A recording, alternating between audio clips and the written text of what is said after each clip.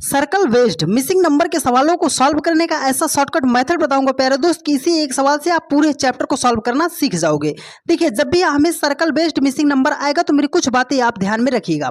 सबसे जरूरी बात जो है डियर फ्रेंड्स, जब भी सर्कल में आएगा तो या तो इसको हम क्रॉस मेथड से सॉल्व करते हैं या तो हम राउंड मेथड से चलते हैं। क्रॉस मेथड का मतलब कि पहली से तीसरी का, दूसरी से चौथी का।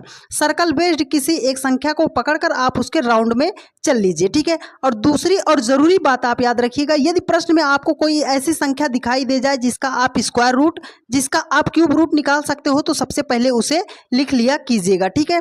तो देखो यहाँ पर 8 है, 8 को अगर हम लिखना चाहें तो लिख सकते हैं सर 2 का क्यूब, 2 दूनी 4 दूनी 8।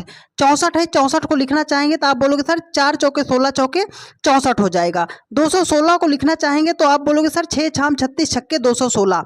लॉजिक कहाँ है, देखो 2 है, फिर 4 है, फिर 6 है, 2 के बाद 3, 3 को छोड़ दिया 4, 4 के बाद 5 को छोड़ दिया 6, 6 के बाद 7 को छोड़ेंगे, फिर क्या हो जाएगा 8, 8 का कर देंगे क्यूब। 8 का क्यूब कितना होता है, 8 अठाई 64 अट्ठे कितना हो जाएगा 512 हो जाएगा। 512 ऑप्शन बी में दिया गया है और यही आपका राइट आंसर।